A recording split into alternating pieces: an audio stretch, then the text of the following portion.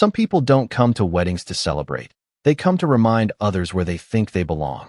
The ballroom shimmered under soft gold chandeliers, every crystal glass catching the light like it had something to prove, and Daniel Brooks stood at the entrance with a slow, satisfied smile as his hand rested confidently at the small of Sophia Lane's back, guiding her forward as if the entire evening had been staged just for this moment, just for this entrance, just for the eyes that would inevitably turn and notice exactly what he wanted them to see. And they did, one by one, heads shifting, whispers forming, subtle nods of approval rippling through the crowd like a quiet wave of validation. Because Sophia looked exactly like the kind of woman Daniel had always said he deserved, polished, radiant, dressed in a sleek ivory gown that fit her like it had been tailored down to the last thread, her heels clicking softly against the marble floor as she leaned slightly into him, her smile practiced but convincing, the kind that suggested she already knew she belonged here, already knew.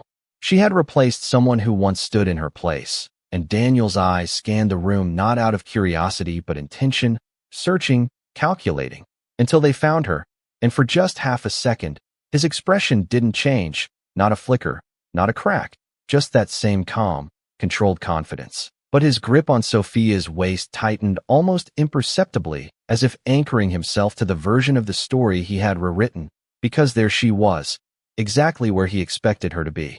Standing near the back of the room by a tall arrangement of white roses, alone, quiet, almost invisible if you didn't know where to look, Emily Carter, the woman who once wore his last name, now just another guest in a room that no longer belonged to her. And for a brief moment the distance between them felt smaller than it was, like the past had folded in on itself, like time had paused just long enough for him to confirm what he already believed, that she hadn't changed, that she was still standing on the outside of the life he had chosen, still watching, still catching up, still exactly where. He left her, and Sophia followed his gaze, curious, her brows lifting slightly as she noticed the direction of his attention, her voice light, but edged with something sharper as she asked quietly, "Is that her?" And Daniel let out a breath that almost sounded like a chuckle, casual, dismissive, as if the answer didn't carry any weight, as if the past could be reduced to a single glance. And he nodded once, slow and deliberate, before guiding Sophia further into the room, not toward Emily, not yet, but close enough that the distance would feel intentional, close enough that Emily would notice without needing to be called. Because this wasn't about confrontation, not directly. This was about presence, about contrast, about showing without saying. And as they moved deeper into the glow of the reception, laughter rising around them, glasses clinking in soft celebration, Emily didn't move. Not even when their eyes briefly met across the room.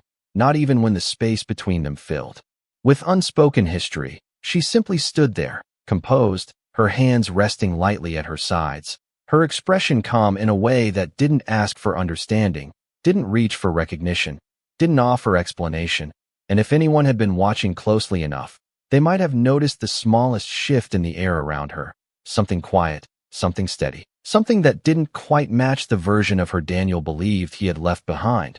But no one said anything, not yet, because the night was just beginning, and some truths don't arrive with noise, they wait, patient, until the room is paying attention. The music softened as more guests filled the ballroom, but beneath the surface of polite laughter and sparkling glasses, something quieter began to take shape, something that did not belong to celebration, and it moved slowly, like a memory refusing to stay buried. Because while Daniel continued greeting familiar faces, shaking hands, exchanging confident smiles that never quite reached his eyes, his attention kept drifting back to the same corner of the room where Emily stood, and each time he looked, something felt slightly off, not enough to name, but enough to linger. Because she was not reacting the way he expected, not shrinking, not avoiding eye contact, not pretending to disappear into the background the way she used to when tension filled the air. Instead, she remained still, composed, her posture relaxed in a way that did not seek permission from anyone in the room. And Sophia noticed it too, though she did not say it directly, her fingers tightening slightly around the stem of her champagne glass as she leaned closer to Daniel and spoke in a tone that sounded light, but carried a sharper edge beneath it, asking why Emily looked so calm, and Daniel gave a quiet shrug, dismissing it with a confidence that felt practiced, saying that some people learned how to pretend better over time. But even as he said it, his gaze did not leave Emily for long, because there was something about the way she stood there that did not feel like pretending at all. And across the room, a small group of guests began to gather near her, not out of curiosity at first, but because of proximity, casual conversation forming the way it always does at events like this. But Emily did not lead the conversation. She did not try to impress or explain herself. She simply listened, offering quiet responses when spoken to, her voice steady, her expressions minimal but warm enough to hold attention without demanding it. And for a moment, it almost seemed as if the room adjusted around her rather than the other way around, subtle but undeniable. And then, from the far side of the ballroom near the entrance, a shift occurred that most people did not consciously notice. A slight straightening of posture from the staff, a brief pause in movement as one of the event coordinators adjusted his tie and stepped aside, and a tall man entered, dressed in a dark tailored suit that carried no unnecessary detail. His presence quiet but unmistakably grounded, the kind that did not need to announce itself to be recognized. And he did not immediately look toward the center of the room or toward the stage where attention usually gathered. Instead, his gaze moved with intention, scanning once, then settling, not on the crowd, not on the couple being celebrated, but on Emily, and he remained at a distance for now, saying nothing, approaching no one, as if timing mattered more than arrival, as if the moment had not yet reached the point where he needed to step forward. And Emily, without turning her head, without shifting her stance, seemed to sense it, not through sight, but through something quieter, something familiar, because her fingers moved just slightly, brushing against the fabric of her dress as if grounding herself in the present. And when she finally lifted her eyes, it was not toward Daniel, not toward the whispers beginning to circulate behind polite smiles, but toward the far end of the room where that man stood waiting. And in that brief, almost imperceptible exchange, something passed between them that no one else fully understood, something that did not belong to the past Daniel thought he controlled, but to a future he had never imagined. And still, the room continued its performance, unaware that the balance of everything inside it had already begun to shift.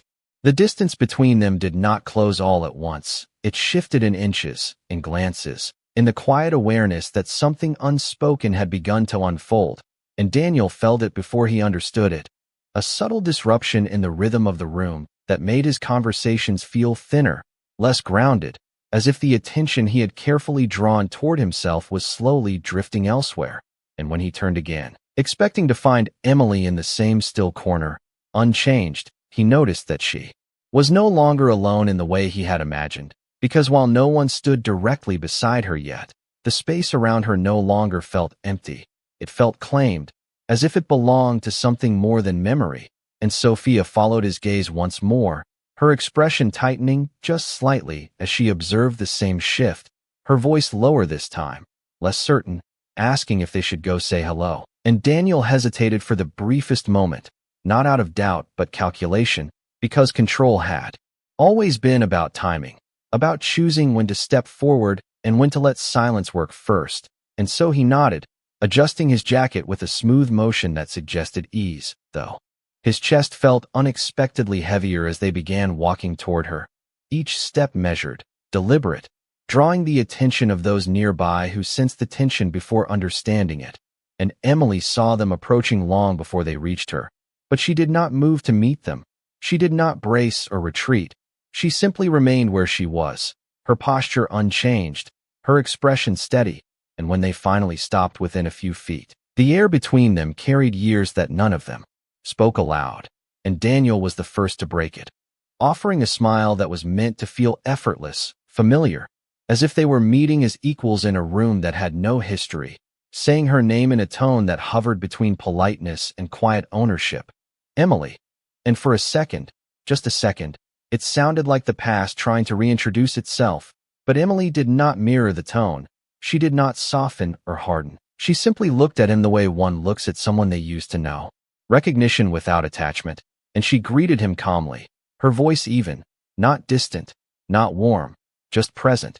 And Sophia stepped forward slightly, extending a hand with a bright smile that carried an edge too precise to be accidental, introducing herself with a confidence that expected acknowledgement, and Emily accepted the gesture without hesitation, her handshake brief, composed, her eyes steady in a way that did not compete, did not challenge, did not yield, and it was in that small exchange that something unsettled shifted beneath the surface, because Sophia had expected something else, a hesitation, a flicker, a reaction that would confirm the story she had been told, but none came, and Daniel noticed it too, though he masked it quickly, clearing his throat lightly as he spoke again, asking how Emily had been, the question simple, but layered with implication, as if the answer should naturally fall into the version of reality he had already decided was true, and Emily paused for just a fraction of a second before answering, not because she needed time to think, but because she chose her words carefully,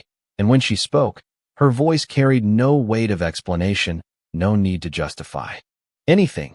She simply said that she had been well, and nothing more, and the simplicity of it lingered longer than expected, because it offered no opening, no weakness to respond to, no invitation to dig deeper, and in that silence that followed, Daniel felt something unfamiliar press quietly against his certainty, not doubt exactly, but the beginning of it, and before he could say anything else, before the moment could settle into something he could control again, a presence approached from behind Emily, steady, unhurried, and though the sound of footsteps was soft against the polished floor, it carried a kind of intention that shifted the air around them, and Emily did not turn immediately, but something in her expression changed, not dramatically, just enough to suggest that she already knew who it was, and for the first time that evening, Daniel's attention moved away from what he believed he understood and towards something he did not.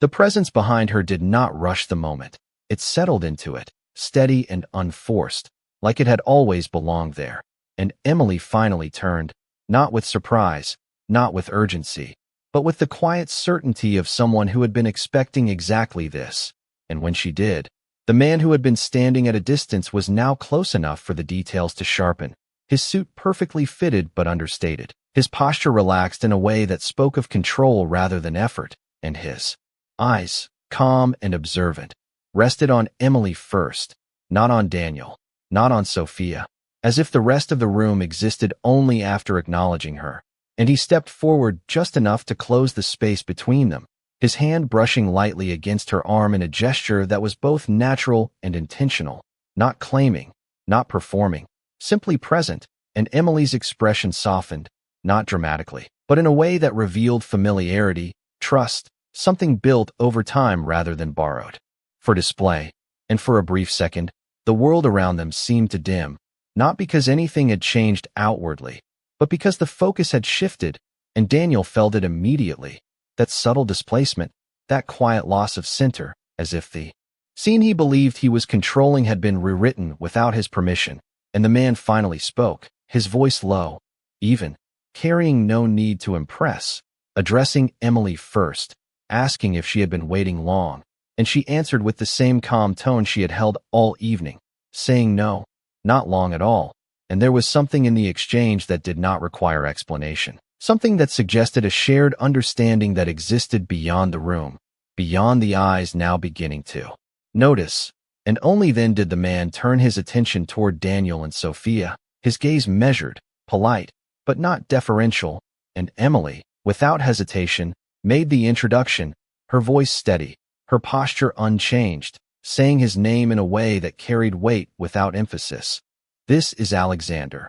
And nothing more, no titles, no explanations, just the name, and yet it lingered, because it did not need anything else, and Sophia's smile held for a moment before tightening at the edges, her eyes flickering with a question she did not voice, while Daniel extended his hand automatically, his movement smooth but just slightly delayed, as if his instincts had paused before catching up, and Alexander accepted the gesture with equal composure, his grip firm but not overpowering, his expression neutral in a way that revealed nothing and everything at once, and for a second longer than expected. Their hands remained connected, not in challenge, not in competition, but in something quieter, something that acknowledged a shift neither of them had planned, and when they released, the air between them felt different, heavier, more precise, and Daniel spoke again, his tone controlled, asking how they knew each other.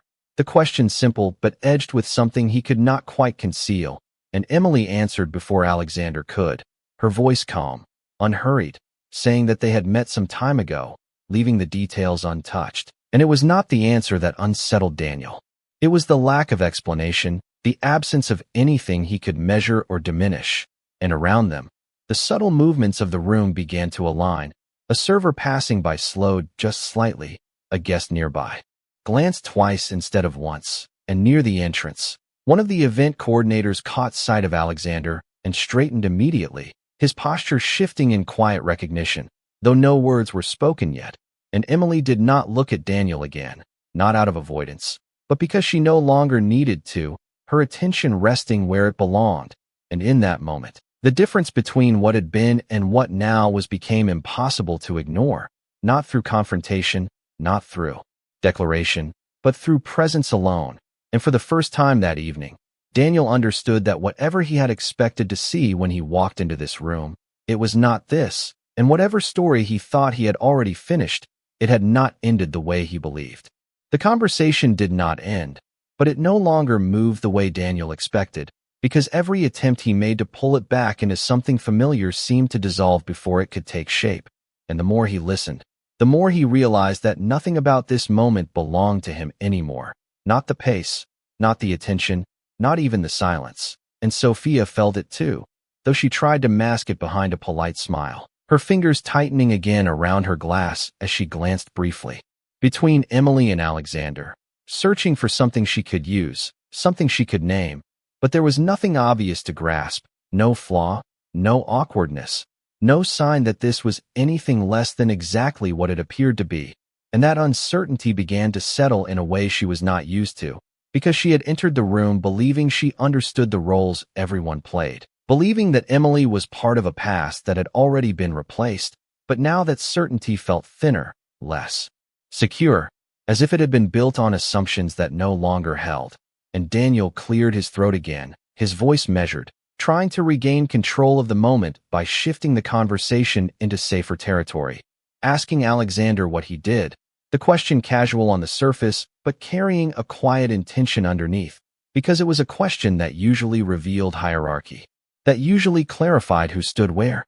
And for a brief second, Alexander did not answer immediately, not out of hesitation, but because he did not feel the need to fill the silence quickly. And when he did respond, his tone remained even, almost understated, as he said that he worked in investment and development. Nothing more, no elaboration, no emphasis, just enough to answer without offering anything that could be measured too easily.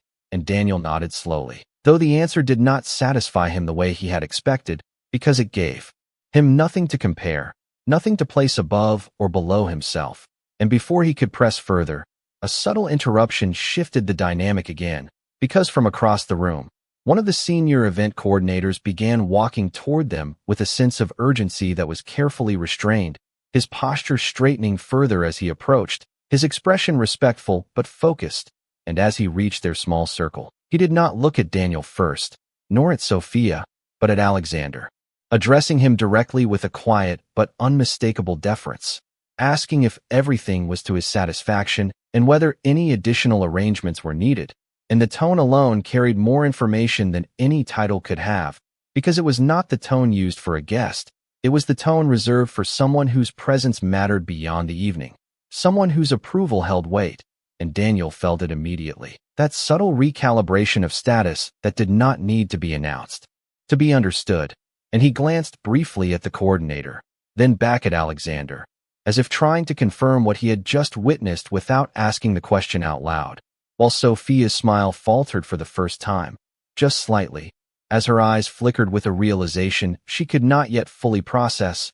And Alexander responded with a simple nod, thanking the coordinator and assuring him that everything was fine, his voice calm, his posture unchanged, as if the interaction had been routine, expected, not worth drawing attention to. And the coordinator stepped back with another respectful nod before moving away, leaving behind a silence that felt heavier than before, because now the room had begun to reveal something it had been holding back, something that could not easily be dismissed. and Emily remained exactly as she had been, composed, steady, her presence unchanged by the shift unfolding around her. And it was in that stillness that the contrast became undeniable, because she did not react to the recognition surrounding Alexander. She did not look impressed or surprised, as if this was not new to her, as if this world, this level of attention, had already become part of her reality long before tonight.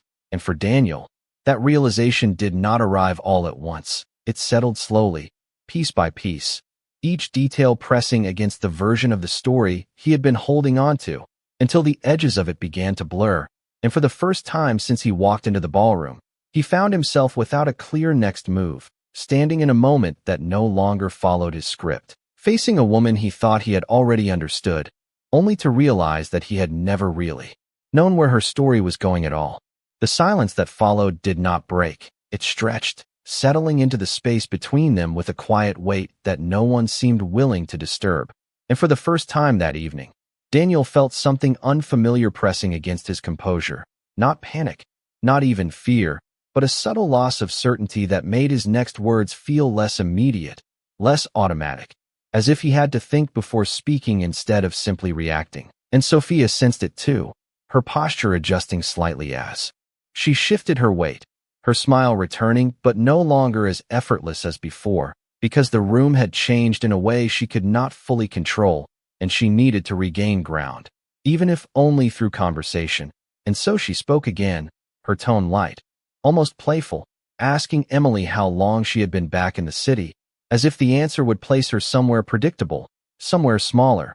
But Emily did not rush her response. She did not fill the question with unnecessary detail. She simply said that she had been around for a while, her voice calm, her gaze steady, offering nothing more than what was asked, and the simplicity of it once again left no room to reshape the narrative, no angle to redirect the moment.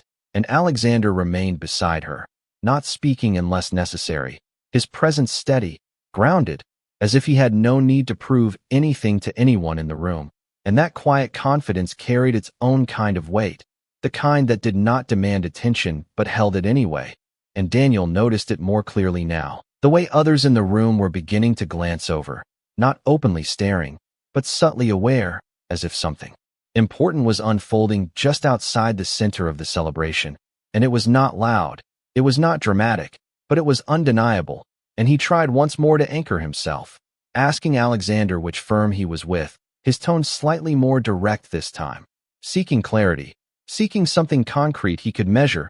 But before Alexander could answer, a voice from nearby interrupted again, not loud, but sharp enough to carry recognition, as one of the guests, a man Daniel knew from previous business circles, approached with a look of surprise that quickly shifted into respect, greeting Alexander by name with a familiarity that suggested more than a passing acquaintance.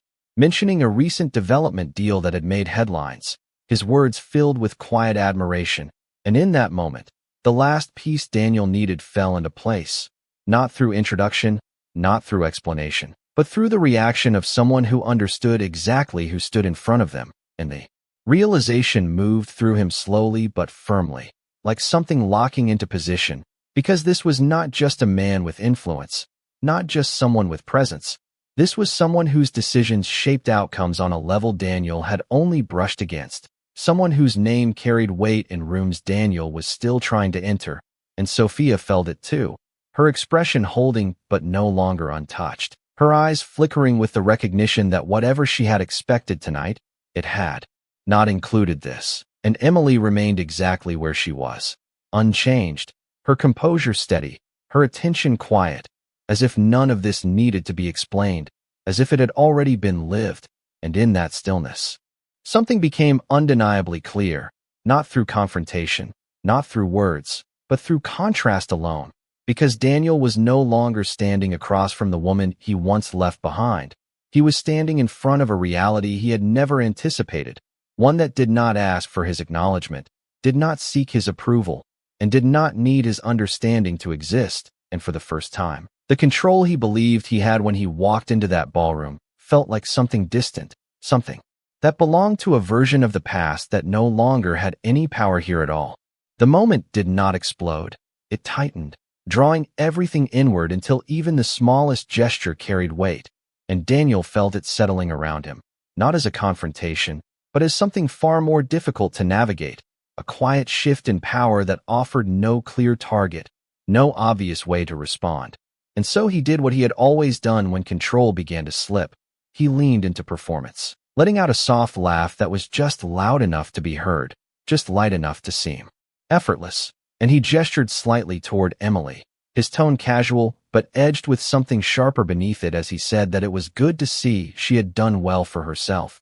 The words simple, but the delivery precise, as if he were offering acknowledgement while still holding on to a position above it.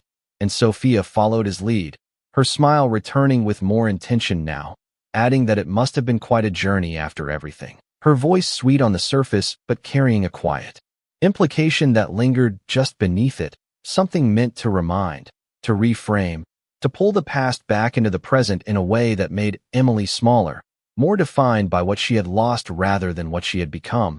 And for a brief second, the surrounding conversation softened, not stopping completely, but enough that the tension of the exchange could be felt by those nearby, subtle glances shifting, ears tuning in without appearing to do so.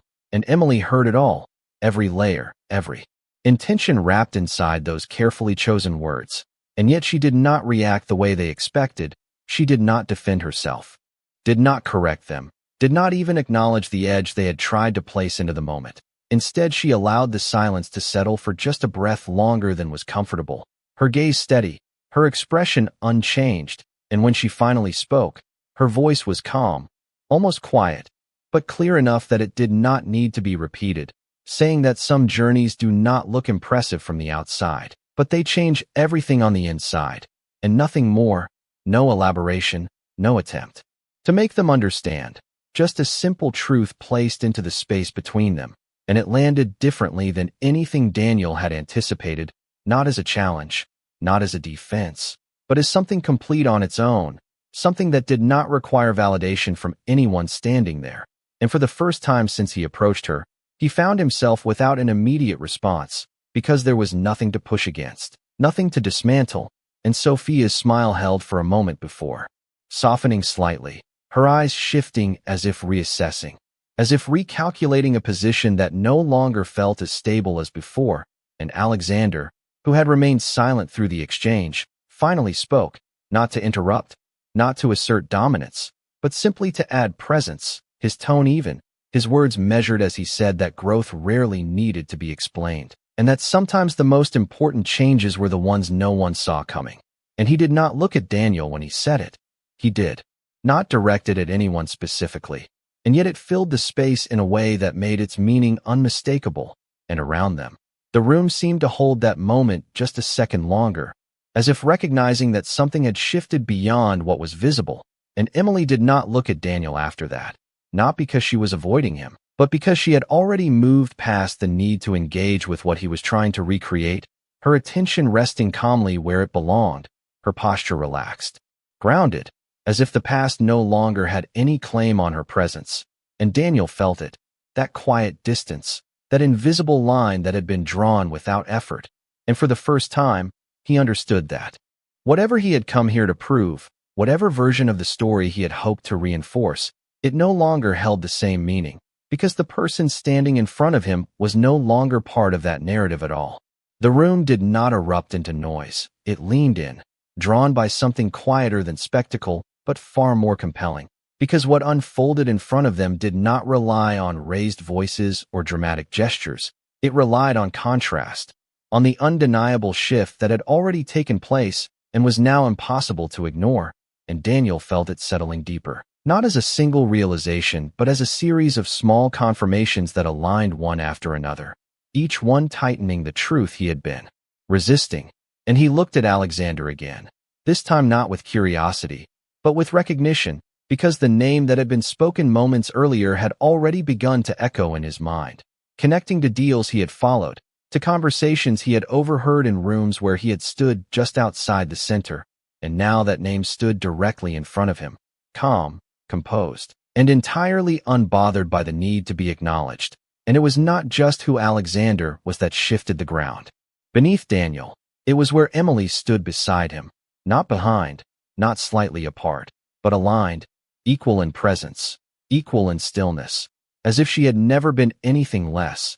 And Sophia sensed it as clearly as Daniel did, though she held her posture carefully, her smile returning once more, but now edged with something thinner, something that tried to preserve dignity even as certainty slipped away, and she spoke again, her tone softer this time, asking Emily how they had met, as if the answer might restore a sense of order, might explain how something like this had come to be. But Emily did not rush to answer. She did not offer a story meant to impress or justify. She simply said that some paths cross when they are meant to, her voice steady, her expression calm, and the simplicity of it carried more weight than any detailed explanation could have, because it did not seek validation, it did not ask to be understood. It simply existed as truth, and Alexander glanced at her. Briefly, not surprised, not amused, just present, as if he recognized the meaning behind her words without needing them expanded, and around them. The attention of the room had quietly shifted, not openly focused, but aware, because recognition travels in subtle ways, in posture, in tone, in the way people begin to adjust themselves when they realize they are standing near something significant. And Daniel felt that shift more than anyone, because it was happening around him, not because of him. And that difference settled in a way he could not ignore, and he attempted one last time to regain footing, his voice measured, asking Alexander which projects he was currently involved in. The question framed as casual interest, but carrying a deeper intention to place him, to define him within a structure Daniel understood. But before Alexander could respond, another guest approached, this time with unmistakable familiarity, greeting him warmly, referencing a recent acquisition that had reshaped an entire sector, speaking with the kind of respect that could not be performed, only earned. And it was in that moment that any remaining ambiguity disappeared, because this was not influence on the edges, this was influence at the center, the kind that shaped decisions rather than followed them. And Daniel stood there, absorbing it, not with visible reaction, but with the quiet realization that everything he had believed about this moment, about Emily, about himself, had been built on a version of the past that no longer existed. And Emily did not look at him then, not out of avoidance, but because there was nothing left to confirm, nothing left to prove, her presence steady, grounded, complete in a way that did not require acknowledgement from anyone in that room. And in that stillness, the truth became undeniable, not through confrontation, not through declaration, but through the simple fact that she had moved forward in ways he had never imagined, and now, standing in front of her, he was the one trying to understand a reality that had already outgrown him. The music rose again, soft and elegant, filling the space that words had left behind. But for Daniel, the sound felt distant now, like something happening in a room he was no longer fully part of. And as he stood there, watching Emily without truly looking at her, he realized that the moment he had imagined, the one where he would stand taller, where he would confirm that he had made the right choice, had quietly dissolved into something else entirely, something he could not reshape or redirect, because the truth no longer needed to be argued. It simply existed in front of him, steady and undeniable, and Emily did not move to extend the conversation. She did not linger in the space that had once defined her. Instead, she turned slightly toward Alexander, her hand resting naturally at his arm, not as a gesture meant to display anything, but as something familiar, something unforced, and he responded in kind, his attention shifting fully to her as if the rest of the room had already faded into the background. And for a moment, they stood there in a quiet alignment that did not require acknowledgement from anyone else. And then, without urgency, without hesitation, they began to move away, not abruptly, not dramatically, just a simple step that carried them out of the center of that moment and into their own. And the path they took did not clear because of command. It cleared because people made space without realizing why, subtle movements, small adjustments, the kind that happen when presence speaks louder than intention. And Daniel watched them go, his expression composed, but his thoughts no longer anchored, because what he had just witnessed was not a reversal of fortune, not a dramatic twist, but something far more unsettling, something quieter and far more complete. It was the realization that Emily had not been waiting for this moment. She had not come back to prove anything. She had not built her life in response to what he had done. She had simply moved forward, step by step, beyond the version of herself he thought he understood, and in doing so, she had stepped into a world that no longer intersected with his in the way he had assumed. And Sophia remained beside him, silent now, her earlier confidence replaced with a stillness that suggested she was processing something she had not expected to feel, and for a long second, neither of them spoke, because there was nothing left to say that would return things to what they had been. And across the room, Emily and Alexander paused near the far windows where the city lights stretched out in quiet brilliance, and she looked out for just a moment before turning back to him, her expression soft, grounded, and entirely at peace. And whatever words passed between them remained unheard, because they did not belong to the past that had just unfolded. They belonged to something else entirely, something that had been built without noise, without spectacle, without the need for anyone else to understand it. And as Daniel finally looked away, the weight of the evening settled fully, not as defeat, not as loss, but as clarity, the kind that arrives too late to change anything. And in that clarity, one truth stood untouched, simple and complete. She did not come back to reclaim what she lost. She came back already, whole, and she left the same way, without looking back, without needing to, because the story he thought still connected them had ended long before this night ever began.